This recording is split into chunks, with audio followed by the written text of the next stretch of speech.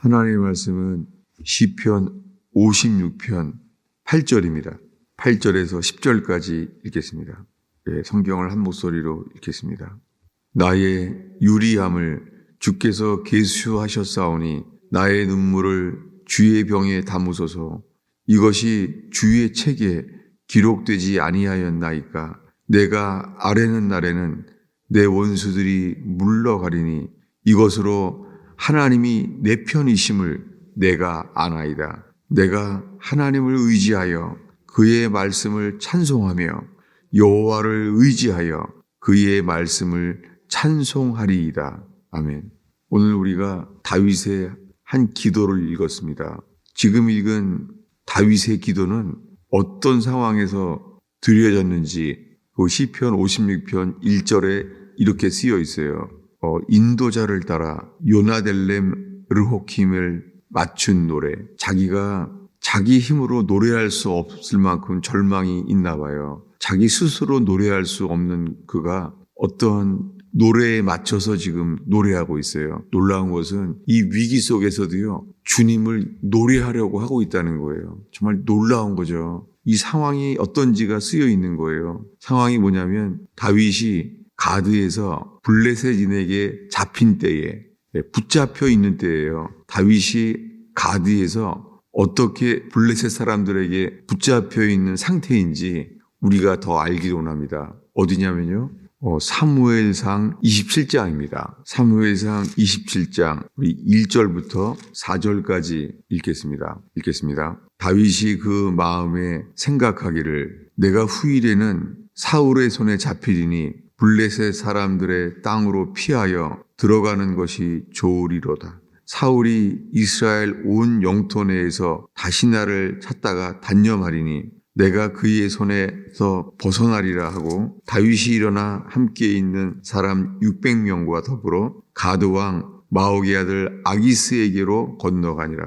다윗과 그의 사람들이 저마다 가족을 다 거느리고 가드에서 아기스와 동거하였는데 다윗이 그의 두 아내 이스라엘 여자 아히노암과 나발의 아내였던 갈멜 여자 아비가일과 함께 하였더니 다윗이 가드에 도망한 것을 어떤 사람이 사울에게 전하매 사울이 다시는 그를 수색하지 아니하리라. 지금 다윗은 어디에 있든지 자기 편이 없는 거예요.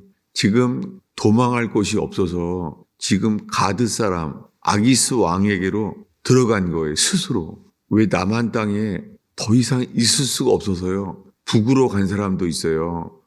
북의 공산당이 좋아서가 아니에요. 남한 땅에 더 이상 숨을 데가 없어서 어쩔 수 없이 북으로 간 사람들이 있어요. 그거와 같아요. 이스라엘의 왕이 될 사람인데 그가 지금 블레셋에 투항한 거예요. 이 절망, 이스라엘 땅에 있을 수가 없는 거예요.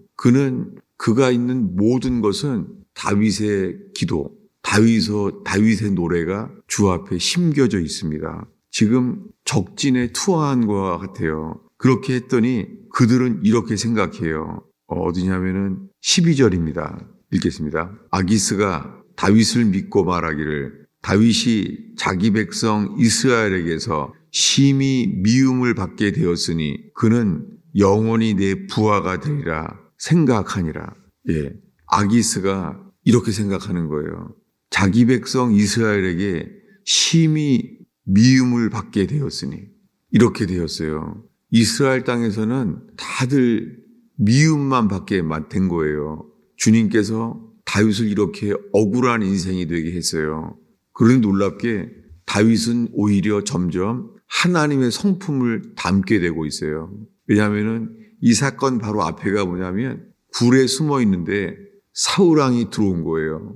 동굴에. 다윗을 죽일 수 있는 기회가 왔죠. 그는 자고 있어요. 바로 그때예요. 어떤 상태예요? 죽일 수 있는데 그는 죽이지 않아요. 그러면서 말해요. 주께 기름 부음 받은 자를 만지지 마라. 놀랍게 다윗은 주님을 바라보기 때문에 점점 주님의 성품을 보고 있어요. 점점 더 주님의 성품을 담고 있어요. 상황은 더 숨을 수가 없는데 다윗에게는요, 하나님께 이런 성품의 기도가 나오고 있어요. 우리 다시 본문으로 가겠습니다. 시편 56편이죠. 놀랍게 자기가 주님을 기도하기 위하여, 놀랍게요, 이 절망과 이 슬픔 속에서요, 다윗은 주님을 향한 노래를 하기 위하여 요낫 엘렘 르호킴을 따라 부르고 있어요. 성경에 이 가사가 기록된 이유가 주님의 뜻이겠죠. 뭐냐면 요낫 엘렘 르호킴, 이거 뭐냐면 요나는 비둘기예요. 엘렘은 사일런스. 요낫 엘렘은 이거예요. 침묵의 비둘기예요. 다윗이 지금 비둘기의 심정이에요. 어디 날아갔으면 바라는지만 거길 떠날 수가 없는 거예요. 블레셋에 잡혀져 있는 거예요. 스스로 투항한 거예요. 그때 기도하는 거예요. 르호킴은 이 디스탄스예요. 이 멀리 날아갔으면 좋을 비둘기, 그런 뜻이에요. 성경은 이 작은 글씨로 성경에 다윗의 상황이 이렇게 기록되어 있어요. 다윗이 가드에서 블레셋인에게 잡힌 때에. 근데 그의 기도는요, 갇혀있지 않아요. 56편 7절을 읽겠습니다. 6, 7절을 읽겠습니다. 그들이 내 생명을 엿보았던 것과 같이 또 모여 숨어 내 발자취를 지켜보나이다. 그들이 악을 행하고야 안전하오리까. 하나님이여 분노하사 뭇 백성을 낮추소서. 아니, 지금 자기의 구원에만 집중하게 될 수 있는 상황이잖아요. 근데 그들은 뭘 기도를 해요? 이렇게 기도하는 거예요. 하나님이여 분노하사 뭇 백성을 낮추소서. 아니, 지금 자기가 뭇 백성을 낮추라는 거예요. 그럼 주님은 이 다윗을 더 이상 오도 가도 할 수 없는 갇힌 상태에 있는데도요, 주님이 다윗을 통하여 이런 기도를 이끌어내시고 있는 거예요. 여러분, 이 시간에 주님만을 바람으로 주님께서 우리의 영혼을 이끄셔서 우리가 생각할 수도 없는 그러한 기도를 주님은 이끄십니다. 그래서 절망에 빠졌다고 기도를 금하면 안 돼요. 오히려요, 항상 절망 속에서 기도할 때요, 놀라운 기도를 주님이 이끄세요. 욥은 그를 위로해야 될 세 친구가 오히려 오해해요. 욥은. 그리고 그의 아내는요, 욥의 신앙을 비웃어요. 아무도 없는 거예요. 게다가 이 욥의 생각에는 왜 하나님이 나를 치게 하시는지 욥이 이해할 수가 없는 거죠. 자기는 하나님을 경외하는 삶만 살아왔는데 왜 내게 이런 고통을 마귀가 나를 치도록 허용하시는지 욥이 어떻게 받아들일 수가 있겠어요. 놀랍게요, 욥은 이러잖아요. 주신 분도 하나님이요, 취하신 분도 하나님이니 다만 주를 경배할지라. 여기에 찬양이란 말을 하지 않았어요. 찬양이라고 그러지 않고 경배라 그랬어요.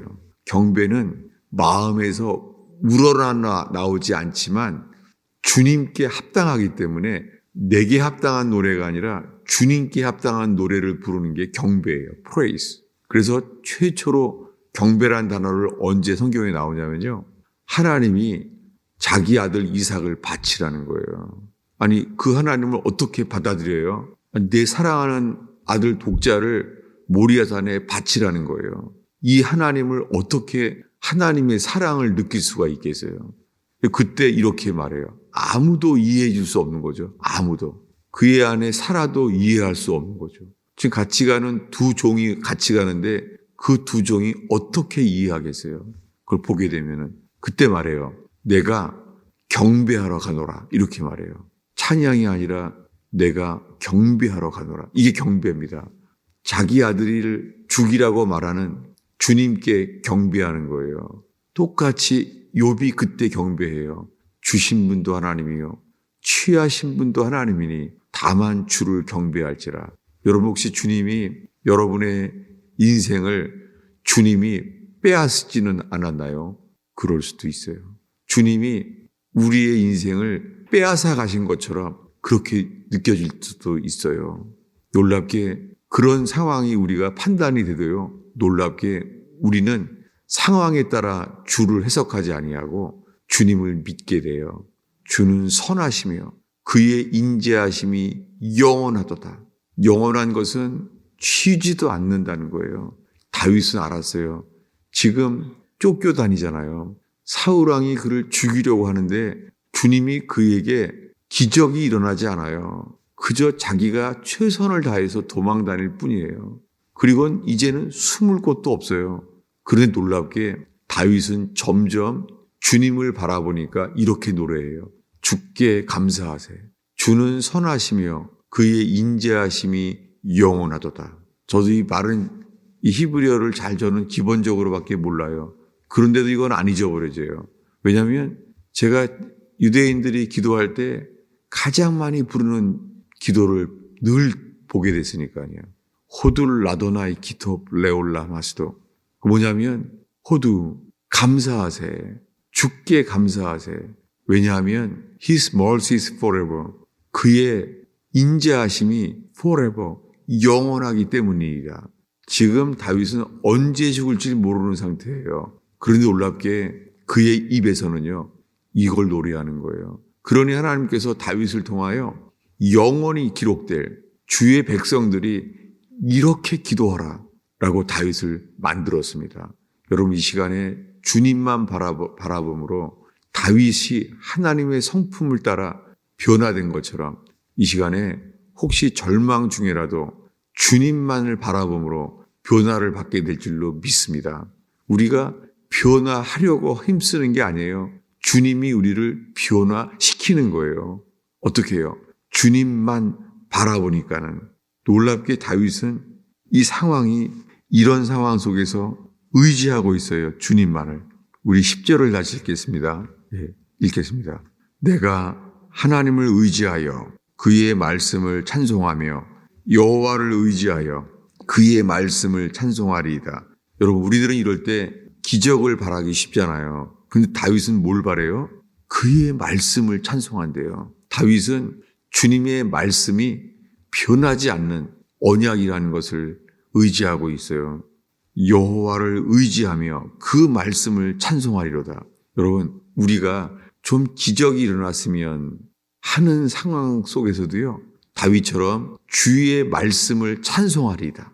주의 말씀을 의지하며 찬송합니다. 이런 기도가 이 다윗을 따라서 이러한 기도가 우리의 심령 속에 일어나기를 축원합니다.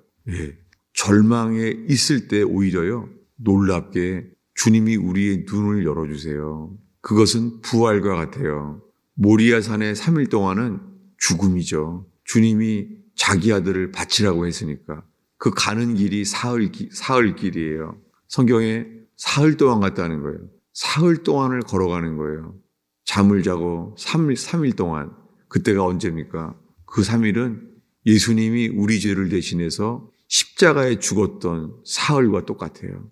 놀랍게 예수님은 손과 발에 못 박혀 십자가에 죽었을 때에 사흘 동안에 사망의 권세가 있는 곳 스월 지옥에 다녀왔어요. 예수님은 우리를 위하여 사흘 동안 지옥에 갔다가 오셨어요. 그래서 부활하실 권세를 얻게 돼요. 놀랍게 아브라함이 이삭을 죽으라고 말씀하시는 시험 아래서 그는요 죽음의 시간을 보냈겠죠. 그 놀랍게 그 죽음의 시간 사흘 뒤에 부활을 경험해요. 그때 하신 말씀, 그가 이삭을 죽이려고 할 때 주님이 이렇게 말해요. 주님이 기다리시는 거죠. 칼로 자기 아들을 죽이려고 하는 순간에 말해요. 3일을 채운 다음에 그를 죽이지 말라는 거예요. 그를 죽이지 마라. 그건 복음이죠. 그를 죽이지 마라. 그리고 이렇게 말해요. 내가 이제서야 네가 나를 경외하는 줄을 알았노라. 놀랍게 그때 주의 음성, 네가 나를 경외하는 줄 알았노라. 놀랍게 그때요. 이 죽임을 당하게 된 이삭이요. 그때 듣게 돼요. 하나님을 경외하는구나. 그래서 평생 이삭이요. 하나님을 경외하는 자라고 부름받게 돼요. 그 놀랍게 아브라함의 순종으로 이삭이 하나님을 경외하는 자가 되게 만드는 거예요. 자기 아들이 아브라함이 순종하니까 그의 아들이 하나님을 경외하는 자로 평생 세우게 된 복이 임한 것이죠. 주님이 말해요. 그를 죽이지 말라는 거예요. 예, 오늘의 마지막 기절인데요. 57장이에요. 시편 57편이죠. 1절을 읽겠습니다. 다윗의 믹담시, 인도자를 따라 알다셋을 맞춘 노래. 다윗이 사울을 피하여 굴에 있던 때, 여기에요. 알다셋, 알타슈에트, 이 단어가요. 죽이지 마라, 이 말이에요. 놀랍게 주님이 말했는지 자기의 고백인지 알타슈에트, 죽이지 마. 성경에 이런 시가 다 있어요. 죽이지 마. 기도하겠습니다. 하나님 아버지, 다윗을 절망 속에 침묵으로 세우시고 그의 눈물을 받으시며 그의 눈물을 당신의 책에 기록하시는 계시를 주셨던 것을 기억하나이다. 주님, 다윗처럼 어떤 상황 속에서도 주님만을 의지하며 주를 찬송하게 하옵소서. 주님, 저희의 힘으로는 못합니다. 주님, 주의 성령을 부으시며 주의 생명의 빛을 비추시사 다윗처럼 기도하게 하옵소서. 기도를 이끌어내소서. 예수님의 이름으로 기도하였습니다.